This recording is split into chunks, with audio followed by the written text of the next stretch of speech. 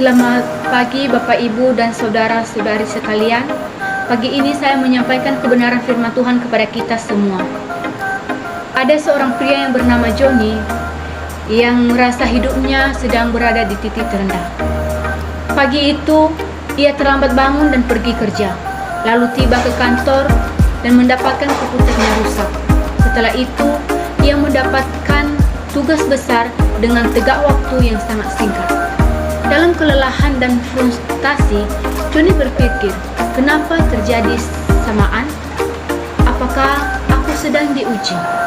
Kalau iya, kenapa ujian Tuhan harus seberat ini? Di sebuah cerita ini, Bapak, Ibu, dan Saudara, kita pernah mengalami seperti cerita di atas. Kita sering menerima cobaan atau ujian. Kadang kita bertanya-tanya, kenapa semuanya ini bisa terjadi? Atau saya lagi diuji? Bapak, Ibu, dan Saudara, semua dalam tokoh kitab Ayub menunjukkan pemahaman dan keadilan dari Tuhan. Dalam keadaan yang sangat terpuruk, Ayub mencari kepastian apakah hidupnya ini memang ada artinya, atau jika semuanya hanya sia-sia. Bapak, Ibu, dan Saudara, saya mengajak kita merenungkan firman Tuhan dalam sebuah tokoh kitab Ayub 10 ayat 1 sampai 22. Namun, kita akan membaca ayat 1 dan 2.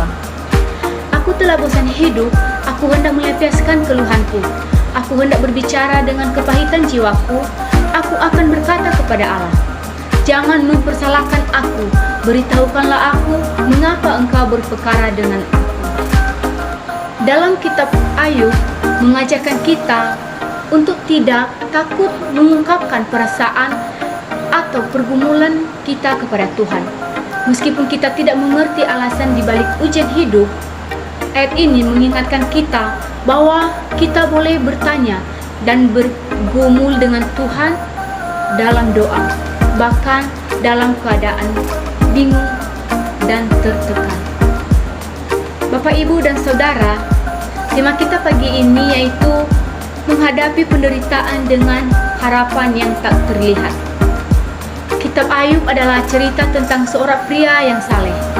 Ayub yang mengalami penderitaan besar yang tidak dapat dipahami.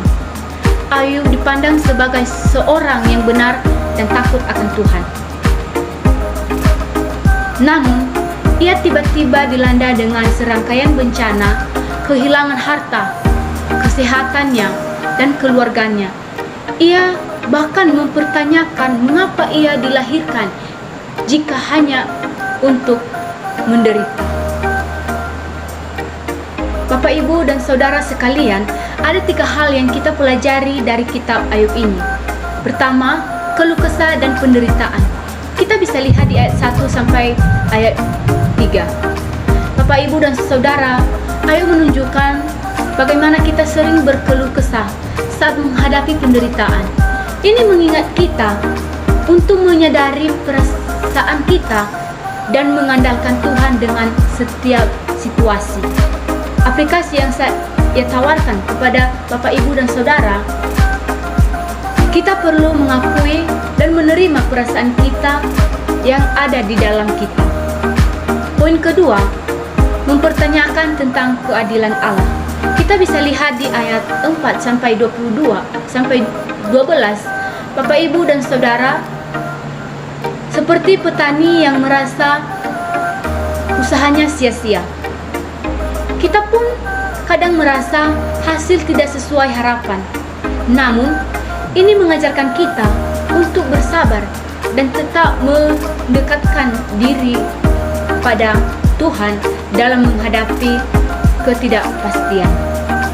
Aplikasi yang saya tawarkan kepada Bapak, Ibu, dan Saudara, bersikap sabar dalam menghadapi segala keadaan.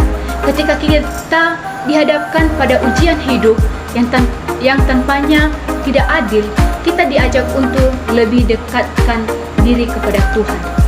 Poin ketiga, mengajari kita keputusasaan dan harapan terakhir.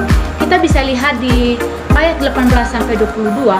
Bapak, Ibu, Saudara sekalian, meskipun Ayub ini dalam penderitaan yang luar biasa, ia tetap mempertahankan harapan dan keyakinannya pada keadilan Allah. Ini mengingatkan kita bahwa dalam keputusasaan, harapan masih ada melalui iman dan keteguhan hati kita. Aplikasi yang saya tawarkan kepada Bapak, Ibu, dan Saudara sekalian, menghadapi kesulitan dan penderitaan pastinya ada hasilnya. Bapak, Ibu, dan Saudara, ketika kita berada dalam keadaan yang penuh dengan keputusasaan, kita tetap bisa menemukan harapan dalam iman dan keteguhan hati kita. Sebagai penutup renungan firman Tuhan pada pagi hari ini, Bapak, Ibu, dan Saudara, kabar baik yang kita bisa lakukan dalam satu minggu. Satu, dalam setiap ujian hidup, tetap ada setia dan kepercayaan bahwa Tuhan selalu bersama kita. Dua, dalam pergumulan hidup kita, berani mengakui keterbatasan dan ungkapkan keluh kesah kita kepada Tuhan. Ketiga, dalam ketidakpastian hidup, terima dan percayalah bahwa segala keadaan, baik atau buruk, adalah bagian dari rencana Tuhan yang lebih besar. Bapak, Ibu, dan saudara-saudari yang terkasih, sebagai penutup firman Tuhan pada pagi hari ini, mari kita bersama merenungkan bahwa hidup ini penuh dengan tantangan. Namun, kita diajak untuk tetap berharap dan percaya bahwa Tuhan selalu bersama kita. Semoga firman Tuhan yang telah kita dengar hari ini menjadi kekuatan dan berkat bagi kita semua. Terima kasih, Tuhan Yesus memberkati kita semua.